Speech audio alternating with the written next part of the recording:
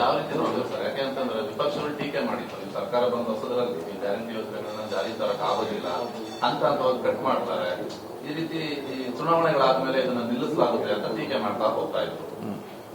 ಈಗ ಇದನ್ನ ನೋಡ್ತಾ ಇದ್ರೆ ನೀವು ಅದನ್ನ ಪರಿಷ್ಕರಣೆ ಮಾಡಬೇಕು ಅಂದ್ರೆ ಇದು ಮೊದಲನೇ ಹಂತ ಇರಬಹುದು ಅಲ್ಲ. ಮತ್ತೆ ನೀವು ಸುತ್ತಾಕಿ ಮತ್ತೆ ಇದು ಡಿಸ್ಕಷನ್ಗೆ ಮತ್ತೆ ವಿವಾದಕ್ಕೆ ಆಸ್ಪದ ನೀವು ಹೇಳುವಂತದ.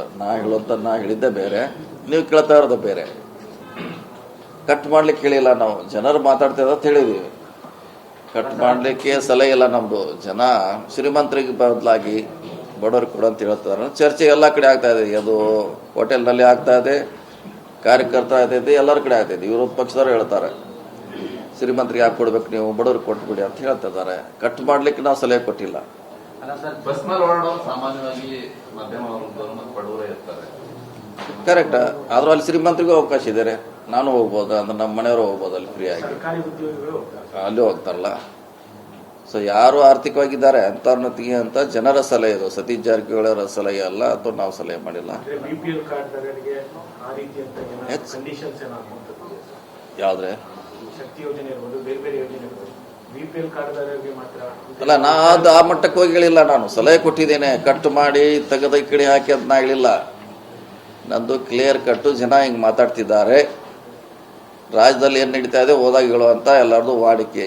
ಬೇರೆ ಬೇರೆ ವಿಷಯಗಳನ್ನ ಹೇಳ್ತಾರೆ, ರಾಜಕೀಯವಾಗಿ ಇದು ಅದು ಏನ್ ನಡೀತಾ ಇದೆ ಕೇಳ್ತಾರೆ. ನಮ್ನ ಏನ್ ನಡೀತಾ ಇದೆ, ಏನ್ ಜನ ಮಾತಾಡ್ತಾರೆ ಅಂದಾಗ ಗ್ಯಾರಂಟಿ ಬಗ್ಗೆ ಜನ ಬಡವರಿಗೆ ಹೆಚ್ಚು ಲಾಭ ಆಗ್ಬೇಕಂತ ಹೇಳ್ತಾರೆ. ಹೊರತಾಗಿ ಪರಿಷ್ಕರಣೆ ಸರ್ಕಾರದ ಜನಪ್ರಿಯತೆಗೆ ಹಿನ್ನಡೆ ಆಗಲ್ವಾ ಅಂತ ಪರಿಷ್ಕರಣೆ ಮಾಡಿದ್ರೆ ಅಲ್ಲ. ಈಗ ಯಾರು ಹೀಗೆ ತೆಗಿತಿದ್ದಾರೆ? ಯಾರು ತೆಗಿತಾ ಇಲ್ಲ. ಜನರ ಅಭಿಪ್ರಾಯವನ್ನ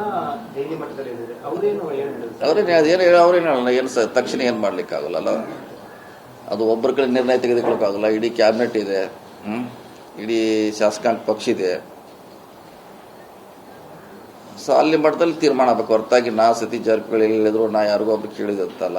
ಇದು ದೊಡ್ಡ ಮಟ್ಟದಲ್ಲಿ ಚರ್ಚೆ ಆಗ್ಬೇಕು. ಇದು ನಿರ್ಧಾರ ತಗೊಂಡು ಪಕ್ಷದಲ್ಲೇ ಆಗ್ಬೇಕು. ಹೊರತಾಗಿ ಜನರ ಏನ್ ಮಾತಾಡ್ತಾರೆ ಕರ್ನಾಟಕದಲ್ಲಿ ಹೋಗಿ ಹೇಳಿದೀವಿ ಅಷ್ಟೇ. ಹೊರತಾಗಿ ಇದನ್ನ ತೆಗೀರಿ, ವಿರೋಧ ಪಕ್ಷದವ್ರು ಹಿಂಗೆ ಮುಂಚೆ ಅವರು ಭವಿಷ್ಯವಾಣಿ ಹೇಳಿದ್ರಂತ ಅದಕ್ಕೆ ಪೂರಕ ಆಗೋಲ್ಲ.